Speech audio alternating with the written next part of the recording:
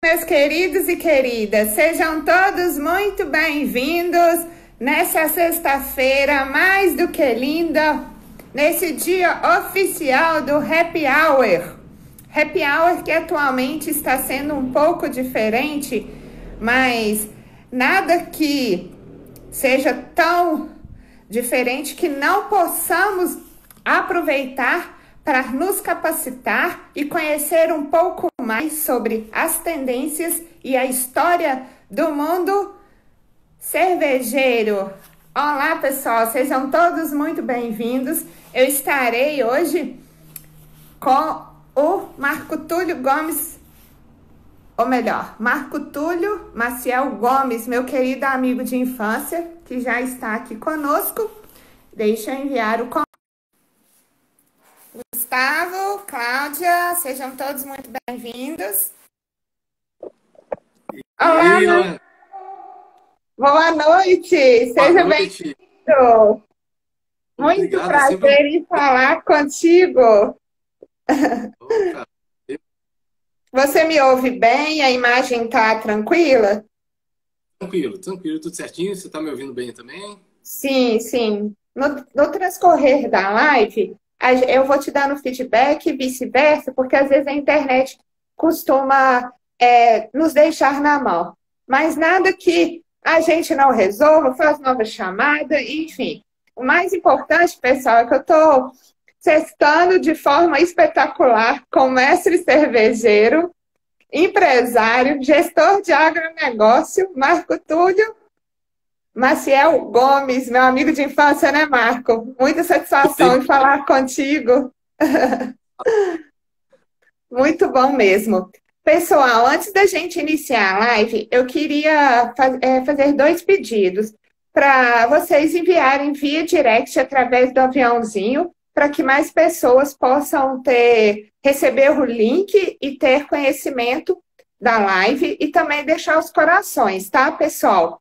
E também falar que se tiver alguma dúvida, algum questionamento, é só deixar no campo de comentário que o Marco responderá com o maior carinho. E lembrando, né, Marco, que hoje vamos ter sorteio. Fiquem de olho que será no final da live, faltando uns 10, 15 minutinhos.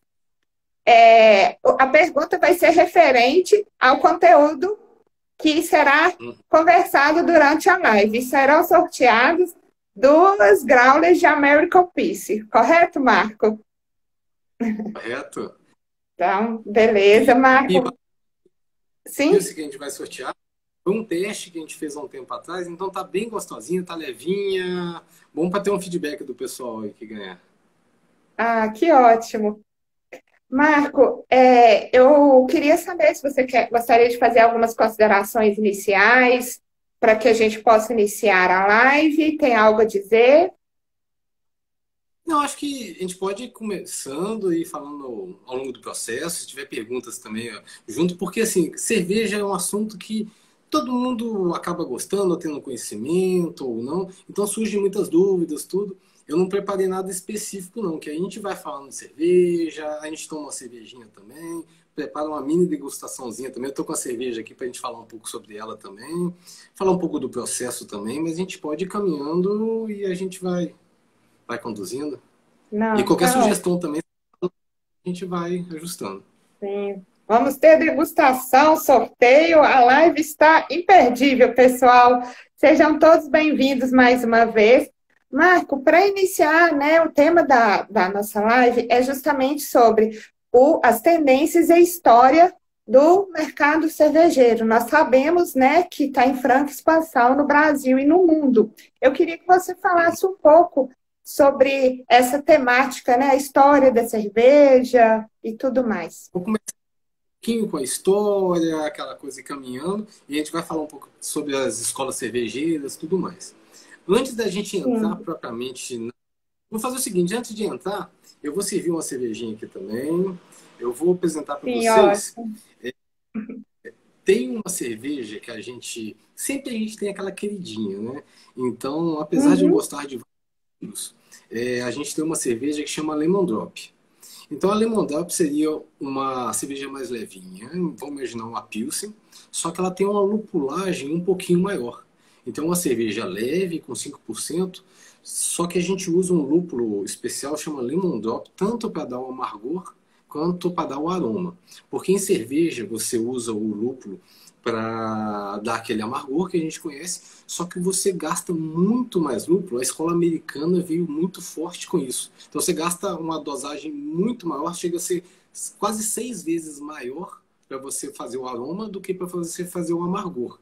Então é uma cerveja que desde o início que eu propus a fazer, ela sofreu muitas modificações. Então, uma cerveja que eu gastei praticamente 3 anos e mais de 20 receitas para chegar naquele ponto que, que eu gostava, que o mercado estava pedindo também. Então, tem uma história muito legal dessa cerveja. Então, uma cerveja leve que tem essa característica, mesmo o cervejeiro que não está acostumado com as cervejas mais amargas, tudo mais, acaba gostando. Então, vamos começar a servir um pouquinho.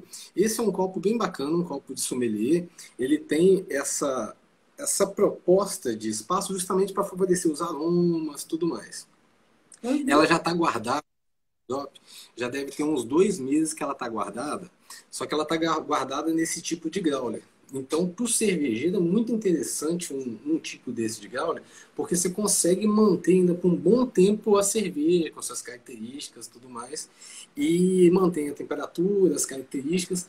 Então, assim, quando a gente abrir aqui, a primeira sensação quando você começa a experimentar uma cerveja, então o primeiro senso que você tem que ter é na hora de abrir a garrafa.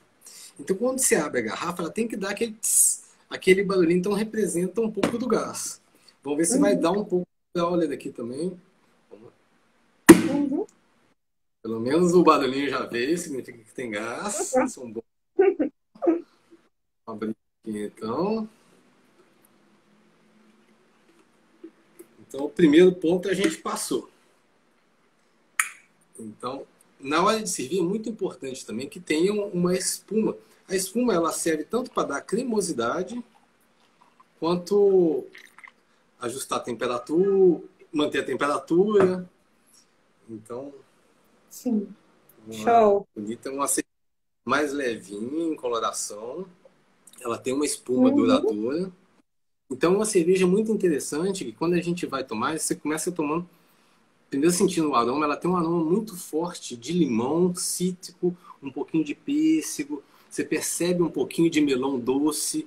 Então, é uma cerveja que ela já começa a complexidade dela no aroma. Então, tem essa refrescância, uma cerveja leve. Pena que não dá para sentir o aroma e o paladar, mas ela desce muito bem e a gente vai tomando Uhum. devagarzinho. Então, para a gente conversar de cerveja, é muito interessante Sim. no início apresentar os pequenos termos cervejeiros, porque sempre aparece alguns termos como ABV. Então, ABV seria a quantidade de álcool que a cerveja apresenta. Certo. Drinkability, também muito usado, seria a facilidade de você tomar aquele líquido. Então, quanto mais fácil de você beber, maior seria a sua drinkability. Carbonatação também, quando a gente falou daquele barulhinho que vem o tss, o tanto de gás que ela vai ter, dependendo do estilo, cabe mais ou menos gás. Um termo que muita gente tem usado muito também é o IBU. O que seria o IBU? O IBU seria uma escala de 0 a 100, que ela representaria o amargor da cerveja. Então, uma IPA, por exemplo, que tem bastante lupulagem, vai ter um IBU ali acima de 50. Uma dessa Lemon Drop, por exemplo, que é uma cerveja mais refrescante, tudo, vai ter um IBU ali na casa dos seus 15, 16. Então, tem cervejas de todos os tipos de amargor, tipos de álcool, e não necessariamente uma cerveja amarga vai ser alcoólica. Então, tem cervejas muito alcoólicas com pouco amargor, e ao Uhum. contrário. Então, na percepção da cerveja também, é muito importante esse retrogosto. Igual quando a gente vê, às vezes, sommelier de café. Aquela coisa de puxar e cuspir. Puxar e cuspir. Aham. Então, no sommelier não é importante o retrogosto. Mas na cerveja, uma das sensações, você começa, né, com aroma e tudo mais, você vai tomar aquela cerveja. E o retrogosto também é muito importante em avaliação. Porque às vezes você sente as notas primeiras do malte, do lúpulo, e na volta você tem aquele gosto mais acentuado para um lado ou para o outro. Então é importante também o retrogosto. Por isso que o sommelier de cerveja ele necessariamente tem que tomar. Então ele não pode pôr na boca e ejetar, não. Aham, Então, o retrogosto é importante. Os sim, ingredientes, vou falar também um pouquinho dos ingredientes. Basicamente, as certo. cervejas são compostas de quatro ingredientes. A água, Uhum, o malte, o lúpulo. uhum. Ah, saúde! Ah, saúde, gente! Olha, não foi combinado, é quase da mesma cor. Quase da mesma cor. Olha, Saúde! Ó, pessoal, dá um print aqui, porque o copo tá especial para a live de hoje. Dá um print aí, aí, depois ó. vocês mandam pra gente. Boa. Uma dúvida, Marco, não querendo te cortar, mas Não eu pode. vi que na hora que você foi servir a cerveja, né, ficou uma distância entre o copo e o growler. Isso é ideal para o colarinho ou depende do tipo de cerveja? O copo é ideal para algum estilo específico? Como é que funciona? Então, vai depender também um pouco do estilo, porque tem estilos que tem mais carbonatação ou menos. Essa cerveja eu Sim, até dei uma distância. Já está guardada há um tempo, então, certo. para favorecer um pouco mais. Em chopeira, na chopeira já faz esse serviço de colocar o colarinho ou não. Então, na Ah, hora de sim. servir, a pessoa vai saber o estilo, como é que está a carbonatação, a quantidade também que ela tiver gelada modifica um pouco. Então, em Uhum. termos práticos, o ideal é uns 2 dedos de colarinho. Aí você vai ter que ir dosando aquilo naquele estilo, temperatura, o tipo de copo também, então tudo vai influenciar. E não tem uma regra Ah, geral, não. Vai. sim. Aham. Então, Obrigada, Vivian. E você estava falando sobre os ingredientes, né? Existem ingredientes específicos de determinado estilo, tem alguns padrões. Como é que é feito o processo? uhum. Bacana, bacana essa pergunta. Como é que funciona a elaboração de uma receita de cerveja, por exemplo? Quando a gente pensa no universo de vinho, porque querendo ou não, o universo de vinho profissionalizou muito antes do mercado cervejeiro. Então, desde que teve o pensamento grego, até então, a gente vai voltar um pouco na história depois, mas até o pensamento Sim, grego, os deuses começaram com a filosofia, tudo, o universo cervejeiro, a cerveja era o líquido dos deuses. A partir desse momento, os gregos eles valorizavam muito mais o vinho. Então, deu esse status ao vinho, a coisa do,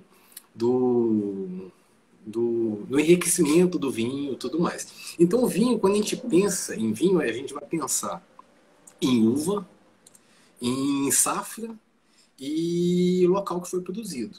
Então, você vai ter uma safra de vinho Merlot argentino no ano tal ganhou o prêmio. Então, aquela safra vai ter sim. uma característica, safra e tudo mais. Em cerveja, a gente não trabalha com safra. A gente trabalha Uhum. com sabor. Então, na verdade, isso que é o curioso de cerveja. Quando a gente pensa em cerveja, a gente vai ter que misturar os quatro ingredientes. Se a gente for seguir a lei da pureza alemã. Tem depois as fruit Sim. beers, as cervejas com tudo, que aí foge um pouco da lei da pureza, mas são cervejas também. Tem vários estilos que não estão associados à lei da pureza alemã. Me cobra que eu conto essa história daqui a pouquinho de como que surgiu a lei da Sim. pureza, e que ela é do jeito que é. Então a Uhum. gente vai usar os quatro ingredientes. O malte, que vai ser o malte de cevada, né? Esse malte de cevada ele é colhido e ele passa por uma malteação. Nessa malteação, ele vai ser pré-germinado, então ele vai ficar num galpão bem grande, vai começar a germinação. Quando ele começar a germinação, que ele vai expor o máximo de carboidrato possível ali, você faz uma torra. E cada malteadora vai fazer torras diferentes. Como o café a gente tem as torras de café, você vai ter as torras do grão. Então Sim. cada torra vai dar uma característica do grão. Então quando a gente pensa numa cerveja mais leve e tudo, vai ter o malte pilsen, que ele tem muito carboidrato a ser explorado e pouco corpo. Sim. E para você fazer uma cerveja torradas, com mais características de malte, tudo. Aí você vai usar malteações diferentes. Então o malte vai dar aquele corpo para a cerveja, esse malte vai ser cozinhado, você vai ter um processo com diferentes temperaturas e você vai extrair esse carboidrato desse malte. Então, com essa Uhum. extração do carboidrato, você faz o que a gente chama de mosto cervejeiro, que seria aquela sopa doce e com bastante malte. Você vai temperar esse malte, esse mosto, com os lúpulos. Então, os lúpulos vão dar aquele amargor, umas características de frutas, de madeira. Então, você consegue milhões de tipos de lúpulo para dar essas características. Então, você vai misturar o malte, o lúpulo você vai dar o tempero. E é muito interessante que o lúpulo ele é bacteriostático. Então, ele ajuda na conservação também da cerveja. Ele dá um amargor e ajuda a conservar a cerveja. Então, com essa mistura, você tem a parte do sabor do corpo da cerveja. Aí você vai acrescentar levedura, que até então ela vivia no ambiente, né, um fungo. Você acrescenta esse fungo e esse fungo vai caldo em cerveja. Então ele vai gastar ali de 8 a 15 dias para fazer essa fermentação. Então, na verdade, quem faz cerveja é o fungo. A gente faz o mosto, tudo, o fungo faz essa transformação. Ela vai pegar esse carboidrato e vai Uhum. transformar em gás carbônico e álcool. Então ela vai dar essa característica de corpo e tudo mais. E para você dar o aroma, tudo, depois você faz uma nova colocação de lúpulo, que aí você gasta muito mais lúpulo para dar o aroma. Então, em resumo, a gente precisou do malte, precisou do lúpulo, a água está no processo e mistura a levedura. Com essa mistura desses 4 ingredientes, a gente faz muita, muita, muita coisa. Então, você consegue características de café, com a malteação, você consegue café, você consegue chocolate, você consegue biscoito. Então, é muito gostoso, porque quando a gente pensa em cerveja, a gente tem que pensar numa engenharia reversa mesmo. Não é igual a safra Certo. do vinho. Cerveja, você tem Sim. que pegar os seus ingredientes, independente da safra, porque vai ter safra que o malte vai estar com uma característica, vai ter safra que o lúpulo vai ter mais alfa-ácido, vai ter safra que vai ter mais óleo essencial. Então você tem que, na verdade, conhecer seus ingredientes para setar a sua produção de acordo com as características e as diferenças dos ingredientes. Então, você tem que É conseguir bem, sempre. Oi? é bem complexo, né? E quanto tempo que dura todo o processo para se chegar a uma cerveja ideal? Assim, né? De acordo com o estilo que você está produzindo. Olha, vai variar um pouquinho, porque assim, eu brinco muito, pessoal, fazer cerveja é muito, muito fácil. Você, com certeza, qualquer curso que você vai misturar os ingredientes, vai ficar uma cerveja muito gostosa.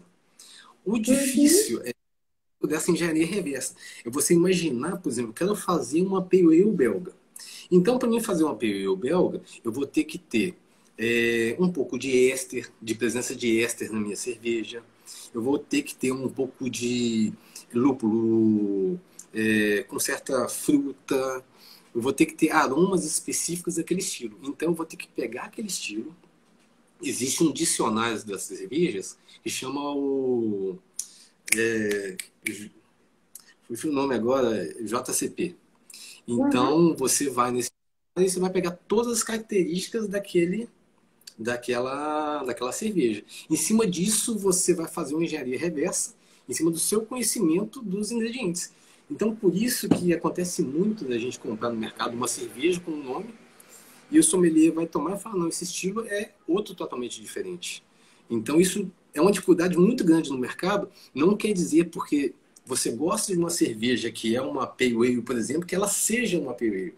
Como a nossa Sim. legislação ela não tem essa paridade com o BJCP, ela não consegue avaliar. Então, você vende hoje no Brasil o que você quiser. Você pode colocar o nome que você quiser e vender. A legislação, se eu não me engano, é cerveja forte clara, forte escura. Então ainda tem muita coisa para a gente avançar nesse mercado de conhecimento. Então hoje eu acho que a principal dificuldade do mercado é o conhecimento.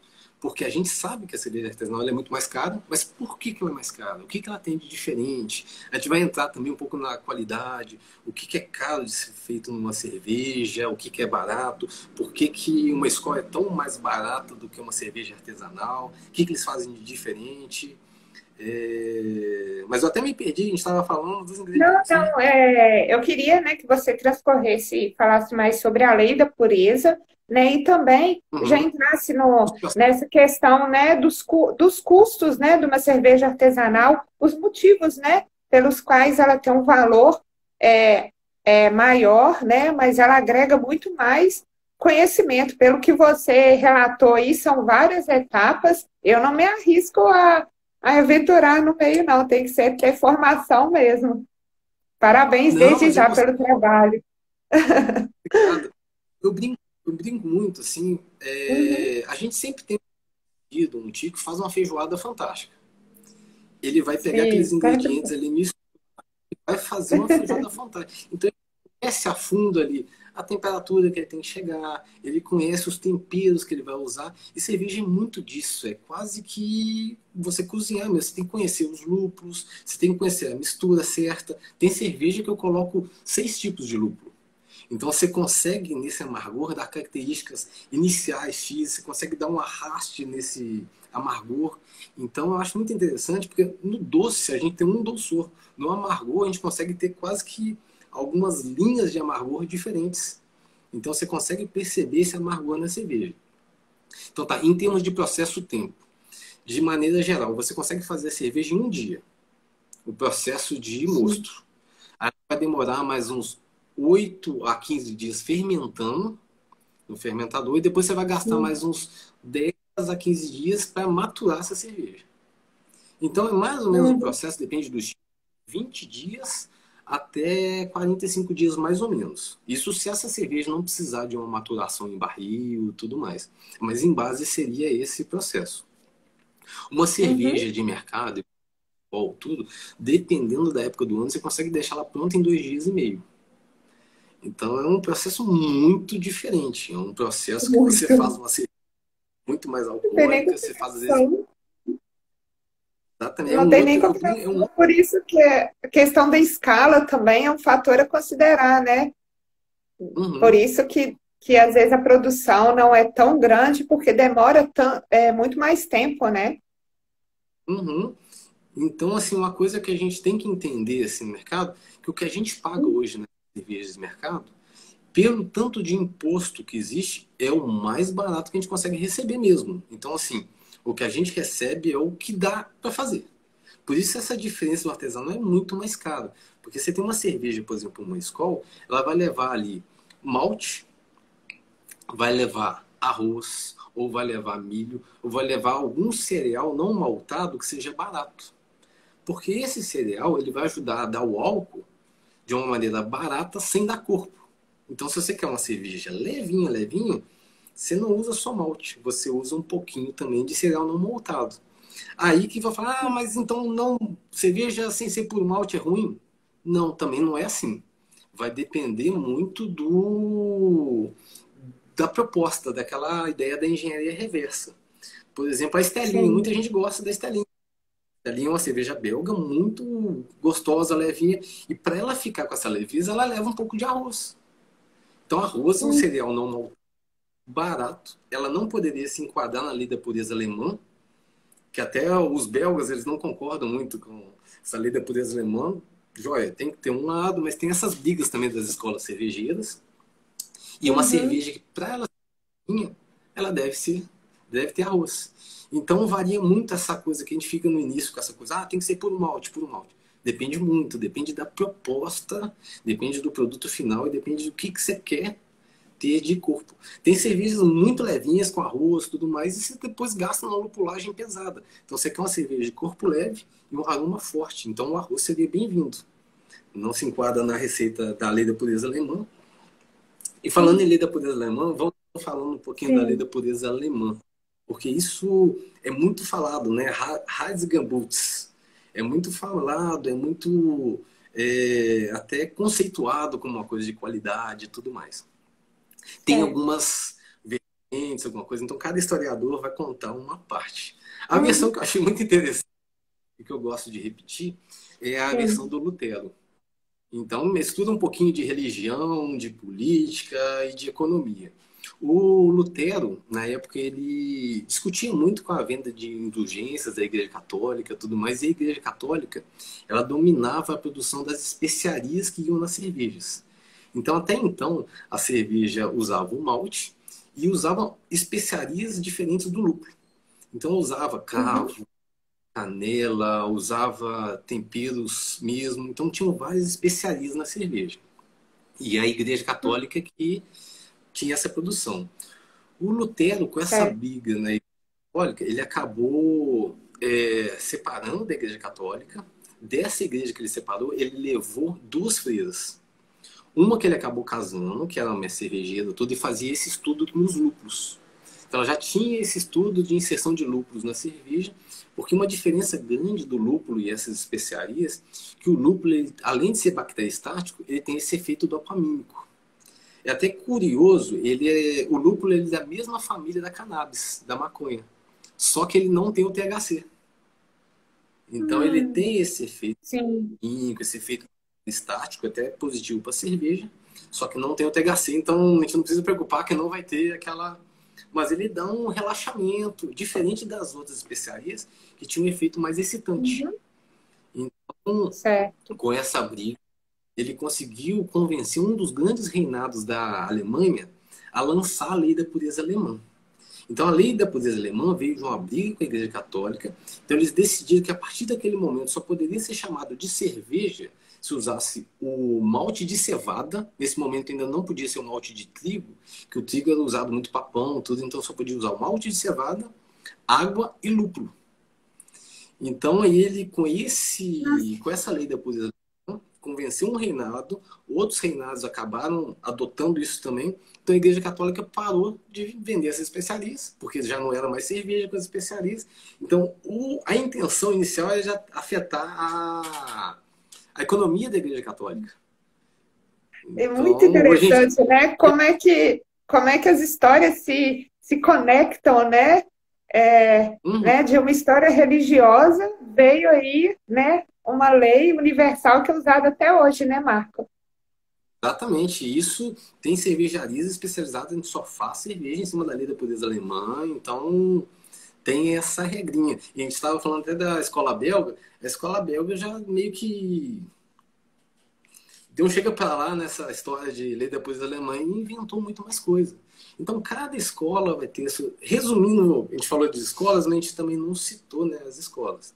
Então hoje a gente tem quatro principais escolas cervejeiras. A gente pode pegar a escola Sim. inglesa, a escola belga, a escola alemã e a escola americana. Então, breve de cada escola, a gente pode chegar que a escola alemã ela é mais tradicional, os lúpulos são mais florais, ela tem essa coisa de corpo mais pesado. Tanto é que a gente vê sempre essa coisa de filmes tomando cervejas quentes, cervejas em temperatura ambiente. Não é que eles tomam cerveja na temperatura ambiente, é que eles não tomam a cerveja aguada que a gente toma aqui. Então, as cervejas mais encopadas podem ser tomadas num clima maior, numa temperatura maior. Então, a escola Uhum. alemã mais tradicional. A escola inglesa, ela tem menos carbonatação um pouquinho, os lúpulos são mais terrosos. Então, a gente vê muito em filmes, aqueles pubs ingleses, que o cara até, às vezes, serve numa manivela mesmo a cerveja. Então, tem menos gás e é mais terroso o lúpulo. A escola belga, ela já entra um pouquinho na contramão. Ela valoriza muito a fermentação, os ésteres da fermentação, os testes. Então, coloca frutas, coloca essas cervejas ácidas. A belga, ela entra muito com essa parte de éster, de testes. E a escola americana, ela, como quase tudo nos Estados Unidos, precariza muito o mercado, né? Então ele pegou essas escolas e o que a gente vai fazer para o Sim. mercado? Vão dar um aroma, vão dar uma característica diferente nessa escola. nessa cerveja. Então eles pegaram, tem a IPA alemã, a IPA inglesa, vamos fazer a IPA americana com bastante aroma, vamos fazer a American Pilsen. Então eles deram releituras do mercado e uma característica forte é essa coisa do aroma, do dry hop com o lúpulo. Então as outras escolas entram mais ou menos nessas características e tentam imitar um pouco. O Brasil tentou há pouco tempo emplacar não uma Sim. escola, mas um estilo brasileiro de Santa Catarina, que seria a Catarina Sour, que é uma cerveja que usa frutas também, é uma cerveja mais ácida. Ela foge do amargor e vai para a acidez. Por isso que é legal de cerveja também, quando a gente estava falando de vinho, se vinho tem um leque de opções dessa, cerveja você pode ir para um leque 10 vezes maior, porque você Uhum. tem muito. E você perguntou também alguma coisa de fruta na cerveja. Na verdade, a gente faz. E sim, as frutas e também, só respondendo aí, ó, tem duas perguntas. Primeiro, do Gustavo, que perguntou sobre. Um abraço, Gustavo, Meire, sobre a relação da hidromel com a cerveja. Se você puder Uhum. citar, né, falar um pouco sobre isso. E o Dimas, pelo amor de Deus, já está querendo a cerveja, Dimas? Calma que o sorteio é daqui a pouco, gente. Fiquem Então, eu calmos. Guilherme, sejam todos muito bem-vindos. Obrigada pela audiência. Mas se você puder falar um pouquinho sobre a hidromel, por gentileza, e a relação com a cerveja. hidromel é uma bebida fermentada. Ela está mais próxima até, se a gente for ver, do vinho. Então seria uma bebida fermentada, tendo a época dos vikings, toda essa tradição dos vikings. Então é um fermentado de mel. Imagina que o vinho seria um fermentado de uva, a cerveja um fermentado de malte, de cevada, e o hidromel seria um fermentado de mel. Então, o mel ele tem uma característica mais difícil de ser quebrada. Então, você gasta às vezes uns 3 a 4 meses só para fermentar esse hidromel. Então, ele fica quebrando essas cadeias de açúcar e se transforma numa coisa entre cerveja e vinho com a base de mel. Então, é muito interessante que a gente fez. Eu já fiz vários testes de hidromel e o que a gente fez para dar uma característica diferente no hidromel? A gente fez um hidromel com toda a excelência de produção, com 14,5% de álcool, então uma cerveja, uma bebida bem mais alcoólica em comparação com a cerveja, e a gente Uhum. carbonatou. E como essa cadeia do mel ele é difícil de quebrar, geralmente é servido como se fosse no máximo um frisante ali, com um pouquinho de carbonatação ou mais pro vinho. A gente deu uma carbonatação de cerveja. Então a gente, quando servia na própria chopeira com a carbonatação. Então você dava uma champanhada no hidromel, ficava uma delícia. Então, uma bebida que. Tem até um amigo nosso que foi no pub uma vez, ele tomou 4,5 litros de hidromel. Eu Nossa, acho que é a última coisa. É a última. e é docinho, né?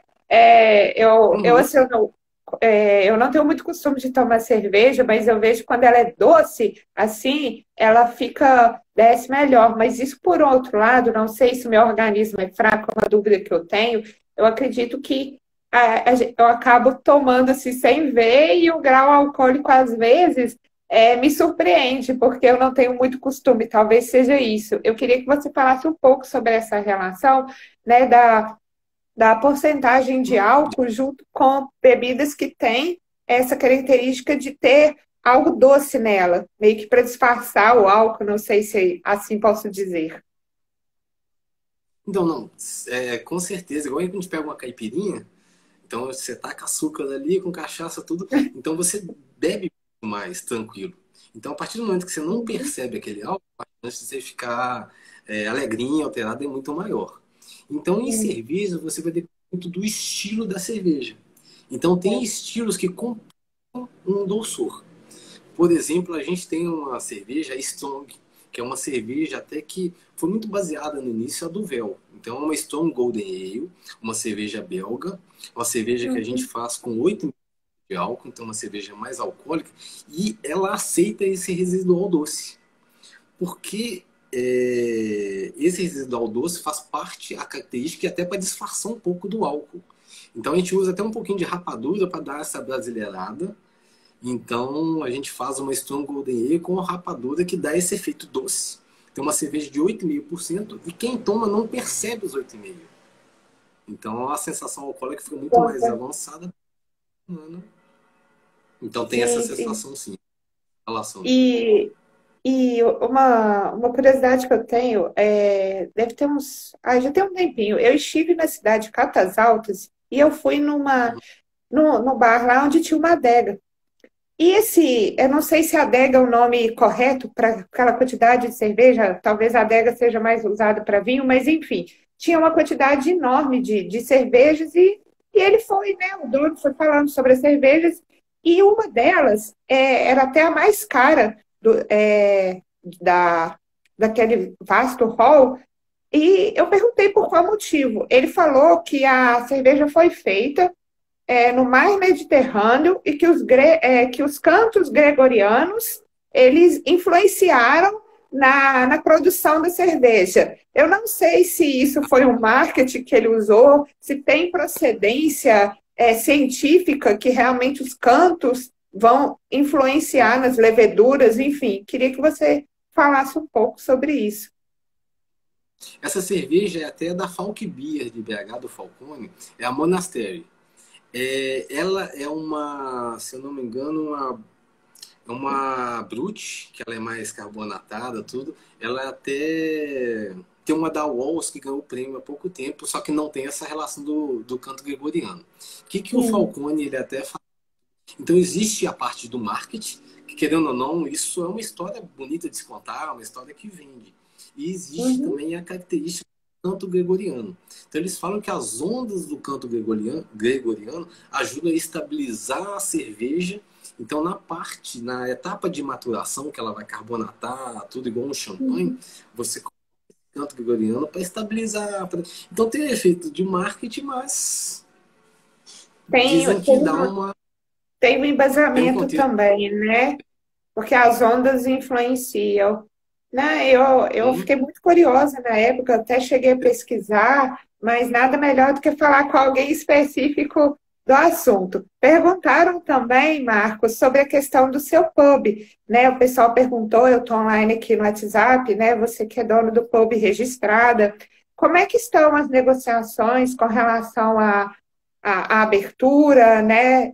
Se tem alguma previsão? E junto com essa pergunta, se você está usando alguma estratégia para poder levar a sua marca e fidelizar os clientes que já estão aguçados e com saudades do pub. Eu também não vejo a hora de poder ver aquilo de casa cheia, tumulto, muita gente, mas ainda vai levar um tempinho. Então, o que aconteceu nesse processo? É bom falar um pouco desse processo, como é que se conduziu. Com o início dessa pandemia, querendo ou não, foi algo que pegou todo mundo de surpresa e foi um Sim, momento também de reavaliar os negócios, as propostas. Então, com essa proposta, eu acabei vendendo a parte do japonês. Então, que eram dois modelos de negócio distintos, a parte do pub e a parte do japonês. Então, hoje a certo. parte do japonês está separada. Eu já não tenho relação com a parte do japonês. Uhum. Então, a gente separou a parte do pub. E como, quando a gente pensa em pub, a gente pensa nessa coisa de gente, de tumulto, né, de interação, a proposta nossa, como o pub está muito relacionado à cervejaria, eu preciso de um movimento grande de produção para poder atender os 8 estilos. Em sempre tem 8 estilos de cerveja que a gente mesmo fabrica.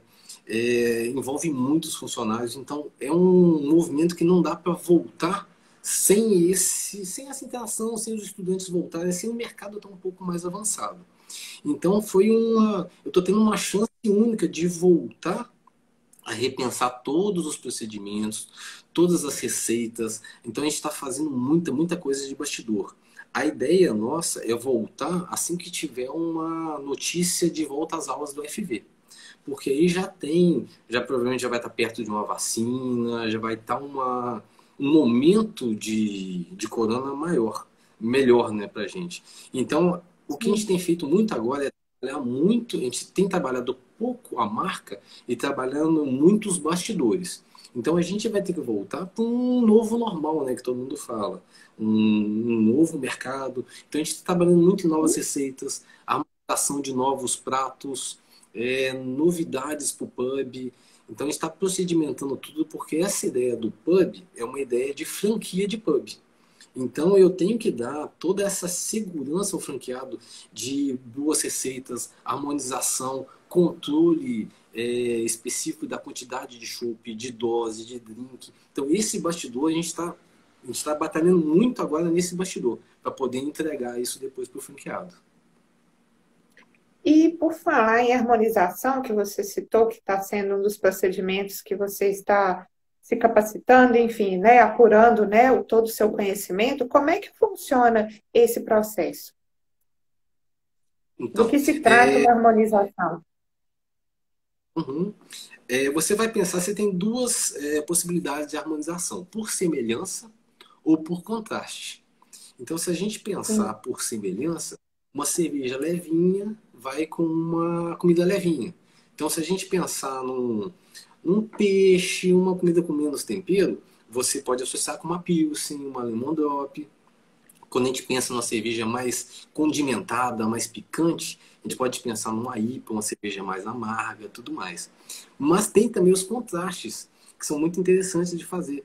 Tem cervejas, por exemplo, a gente tem uma Monique Dunkel, que é uma cerveja que tem bastante café. Não tem o café, mas tem malteações que dão a presença de café. Uhum. Então, nessa cerveja, por exemplo, eu uso nela 8 tipos de malteações. Então, eu coloco 8 tipos de grãos para dar todas essas características de café, de cacau. Então, essa cerveja, por exemplo, apesar de ser uma cerveja escura, ela vai muito bem com doce, porque ela corta o doce e favorece a próxima mordida do doce. E o doce favorece ela. Então, um ganha-ganha. Ela favorece o doce favorece ela. Então, aí você faz por contraste. Então, mas é sempre essa Uhum. coisa, se pensar assim, com aquele tira-gosto e como ele vai completar até na sua boca. Você acaba de comer um, joga o outro, então Uhum. tem mais ou menos assim. Mas no final Não, das muito contas, interessante. apesar de ter, você gosta às vezes de pet com cerveja e se sente bem, manda ver. Manda ver que a qualidade da registrada é incomparável. Em breve novidades. E saúde, pessoal. Suelen Sena está perguntando, obrigada pela pergunta. Ela perguntou o seguinte: no Brasil, há diferença na demanda de cerveja em função do regionalismo? A cerveja consumida no Sul tem a mesma aceitação no Norte e Nordeste? Não, tem esse regionalismo sim, até por causa do clima. Então vamos pensar que no Nordeste, às vezes com calor, vai às vezes uma cerveja mais leve, uma cerveja refrescante. No Sul, se a gente pensar num clima mais frio, então vai muito bem uma bock, uma cerveja mais complexa, uma cerveja mais encorpada. Então o clima ajuda também um pouco. Sim, sim. E E característica sim, pode concluir, desculpa. até de própria região. Então tem regiões que já tem uma maturidade maior em certas cervejas, ou certas cervejarias já avançaram, né, nessa proposta de mercado. Então, esse é o nosso desafio de informação no mercado, de mostrar qualidade. A gente estava falando de qualidade, então uma cerveja Sim. artesanal igual a Heineken, mas por que a gente se propôs a fazer esse tipo de cerveja? A gente estava falando muito da Skol em quantidade e tudo mais. Então, uma cerveja dessa em grande volume, para chegar para a gente, ela vai ter que ser pasteurizada. Imagina você pegar uma cerveja prontinha ali, colocar 70 graus Celsius durante uns 15 minutos ali e voltar a gelar. Então, você faz isso justamente para matar a levedura. Então, você vai estagnar aquele processo para aumentar a validade. Só que essa levedura ela tem vários benefícios para a saúde, ela tem características de gosto, você não perde vários aromas. Então, a gente só propôs esse tipo de mercado porque a logística nossa também tem que ser toda refrigerada. Então, a gente não usa nenhum tipo de conservante, nenhum tipo de pasteurização. Toda a nossa manutenção do produto é a frio. Então, a gente mantém a temperatura de câmara fria a -4, -6 graus, para a gente manter essa qualidade sem ter que jogar nenhum tipo de química e sem ter que pasteurizar. Então, esse é um grande diferencial, que é algo que a Ambev não tem interesse. Como é que ela vai fazer uma logística nacional resfriada? Então, a gente entra no mercado que a Ambev não tem interesse mesmo, porque Uhum. vai ter essa logística. Então a gente consegue fazer um produto de alta qualidade num mercado menor. Então esse é um Sim. privilégio que a gente tem de poder tomar uma cerveja viva também. Então isso é muito bacana. E diferenciada, né? As cervejas artesanais é o que eu costumo falar. Elas parecem que são feitas para aquele tipo de cliente, né? Parece que é feita personalizado, né? Tem a cara daquela pessoa, justamente porque, né, a produção é feita assim com muito critério e não tem esse apelo como a Ambev tem de larga, né, de grandiosa escala, né? Muito pertinente as suas observações. E até falando em escala, Sim, dos grandes desafios nossos foi o equipamento. Porque equipamentos de cerveja, você tem mais de 200 boas firmas no nosso meio aqui que fazem inox para cervejaria. Então, o principal sim. desafio foi de descobrir qual equipamento conseguiria dar a melhor qualidade e controle nos processos que a gente poderia. Então, eu acabei comprando os equipamentos de Bento Gonçalves até. Eu acabei visitando mais de 30 fábricas e eu fui com um consultor que conhece muito, muito de inox, de solda, de equipamento. Então, ele me deu essa segurança de comprar um equipamento que a gente consiga controlar todo esse processo para ter uma cerveja de qualidade. Então, hoje, só existem duas cervejarias em Minas que têm esse equipamento da Palenox de Bento Gonçalves. É um equipamento que você tem toda a automação, uma pessoa consegue produzir quase que num banquinho. Faz todo o processo, todo automatizado. É muito interessante, logo, logo vamos ter cursos dentro da cervejaria também para ver todo o processo. Ah, sim, que ótimo. Dentro do seu pub, você vai oferecer cursos ou não ficou muito claro? Aí Seria. teria, do pub teria mais aquele curso de degustação, de sommelier. Uhum, Então, dentro da cervejaria, o certo. próximo projeto de cima já tem uma área lá preparada para esse tipo de curso. Ai, que Então vai ter ótimo. num andar preparado dentro da cervejaria só para isso. Então você consegue ver todo o equipamento ali, ficou bem legal. E Viçosa agradece. Nós temos aí um turismo de experiência, né, muito forte, não só na área, né, de degustação de cerveja, aliada à gastronomia. E, nossa, sua ideia, sim, vai ser realmente muito pertinente e interessante. Viçosa agradece. Olha só, nós já estamos chegando ao fim, mas ainda não é hora do sorteio, porque antes eu gostaria, Marco, que você falasse, né, sobre a questão dessa sua ideia de ter, né, cursos oferecidos. Eu acho que isso é fantástico. Até se você me permite uma sugestão, pequenos souvenirs também, eu acho que seria interessante por conta do mundo cervejeiro, despertar toda a curiosidade, a empatia, até mesmo por aqueles que não são consumidores assíduos da cerveja. Eu falo por mim mesma, tenho uma poltrona aqui no meu quarto que ela tem a estampa de cerveja e eu não sou de tomar, mas eu acho o ambiente muito acolhedor, né? Sempre muito de positividade. E por falar nisso, né? Nesse cenário existem os festivais que acontecem a nível nacional, internacional, em Viçosa. Como é que você enxerga esse mercado cervejeiro aliado aos festivais, né, que acabam dando uma grande notoriedade às marcas da cerveja?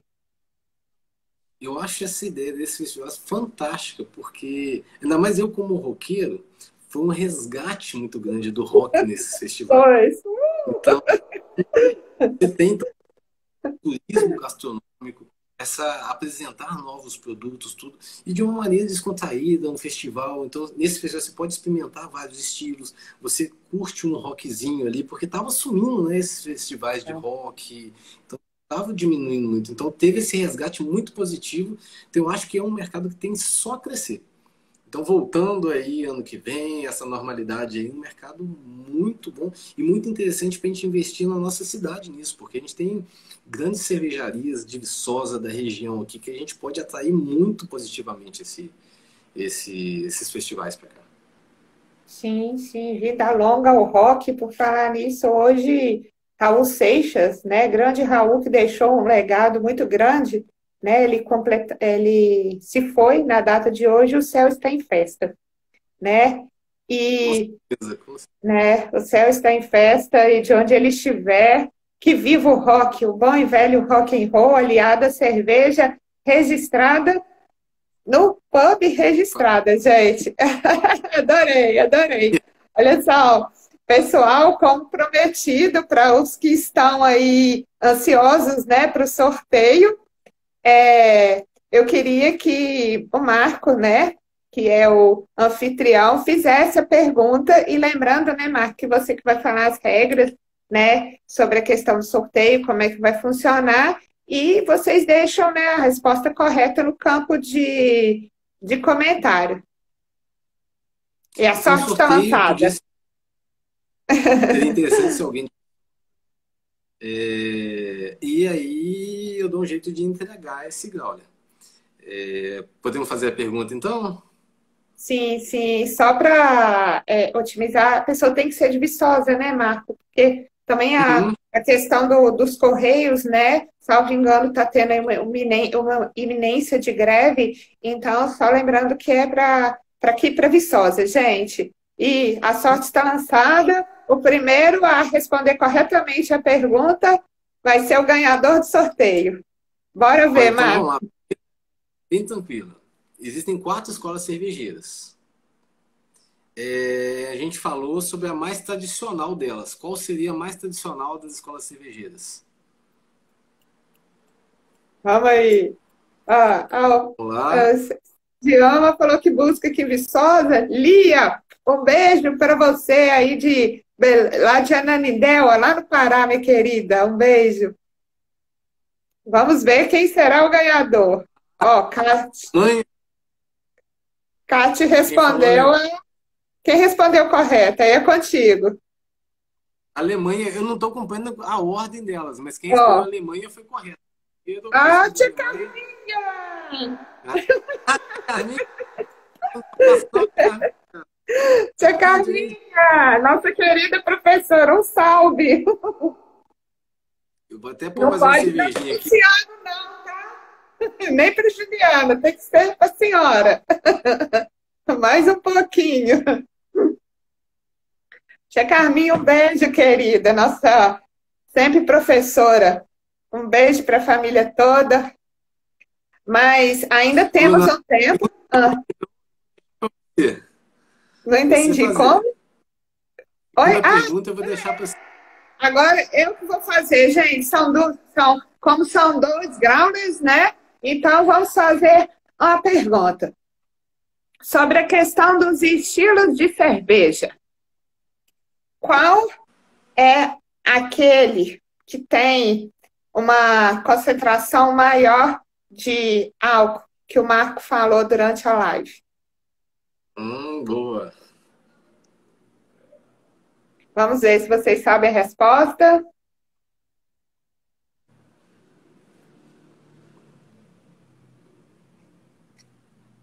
Vamos ver aqui. Peraí. Não valeu, olha lá. Ó, Pô, peraí, não, deixa. não, não. Não consegui escrever antes, aí não, marmelada. Vocês esqueceram da vida. Luana já tá perdendo foco. Tô não. Ó, peraí, o Só uma. Diego Peraí. escreveu IPA, tá certo? A gente, não, a gente falou durante a apresentação, uma cerveja que tem lá no pub tem 8,5% de álcool. Isso. Ó, as respostas foram Barley Wine, IPA, difícil a Não. pergunta, IPA, Aí, ó, IPA, Belgian Ale. Bárbara Bel... Sandinha acertou. Bárbara Essa Sandini, aí, Bárbara, você é a ganhadora. Eu, eu não estou conhecendo, não sei se ela está nos meus contatos, enfim. Mas manda o direct para o Marco, que aí vocês combinam. Tia Uhum. Carminha e Bárbara foram os ganhadores. Ó, um brinde aí Certinho, aos ganhadores. gente? Ó, um brinde, gente, um brinde. Não, agora tem que ser um print diferente, com os dedinhos de rock. Um salve a Raul Seixas. Dá o print aí, povo, porque eu só tenho duas mãos. Uhum. Marco, como ainda temos um tempo, né? Eu queria que você falasse também sobre a questão da cerveja no pós-pandemia. Quais que são, como é que você está sentindo o mercado? Uhum. Como é que você acha que o mercado vai reagir? Eu acho que o mercado está reagindo de maneira muito positiva nos estilos, querendo ou não, mesmo quem está em casa, restrito, acaba querendo tomar uma coisa diferente, experimentar novos tipos de cerveja e tudo mais. Então, a tendência é que a gente pode continuar as IPAs, cervejas amargas, cervejas complexas. Então, isso é uma tendência natural desse mercado cervejeiro. Então, se a gente pensar nos Estados Unidos, que já estão alguns anos à nossa frente nesse mercado, as IPAs lá, desculpa, as IPAs lá dominam grande parte desse mercado cervejeiro. Então, junto com essas IPAs, vão ter algumas hop lagers também, que são cervejas mais leves, com amargor. Então, acho que o mercado vai vir muito forte essa parte do aroma, do amargor, da complexidade de sabores, essa união também de harmonizações. Então, é um mercado que eu vejo como bastante promissor, mas desde que tenha qualidade. Porque um mercado também com mais informação vai acabar separando aqueles produtores que fazem qualquer coisa e lançam no mercado dos que têm mais qualidade. Então, é um mercado que vai ter informação e vai ter qualidade. Eu acho que a gente pode esperar coisas novas aí e fatalmente depois da pandemia vai ter alguma novidade. Tem muita gente produzindo muita coisa em casa. A gente mesmo está produzindo muita coisa de bastidor porque tem que ter novidades para essa volta. Então, novidades vão vir com certeza. Sem spoiler, gente, mas eu tenho certeza que serão coisas fantásticas. Afinal, o mundo cervejeiro é especialidade do Marco, né? Que já É nóis. vem, não, já vem estudando, tem cursos é, em grandes escolas, né, cervejeiras, já morou fora do país. Inclusive, é isso que eu gostaria de te perguntar. Por mais que quando você morou fora não foi assim um curso específico, né? Foi de uma área de gestão, mas o que que você conseguiu observar no mercado estrangeiro que você pôde complementar aqui para, né, no seu negócio, aqui em Viçosa, na região que você atua? Eu acho que uma grande diferença quando a gente pensa do mercado externo ao mercado brasileiro é a dificuldade em se produzir legalmente. Quando a gente pensa nos Estados Unidos, por exemplo, qualquer pub, qualquer bar conseguiria fazer internamente a sua cerveja. Porque se a gente for pensar em concepção, não tem tanta diferença você fazer uma feijoada, fazer uma cerveja. Em termos de qualidade, de contaminação, a cerveja é muito mais limpa.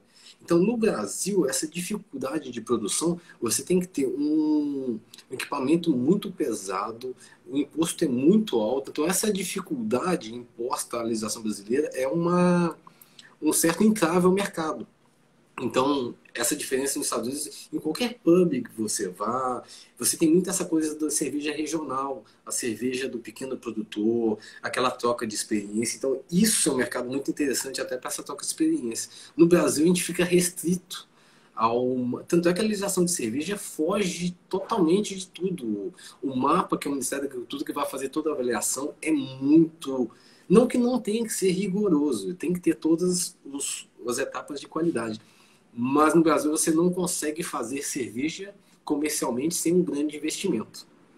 Então eu gostaria que isso no Brasil fosse mais fácil de fazer para a gente acessar mais cervejas, mais tipos de cervejas, tudo mais. Então acho que isso teria que ser mexido.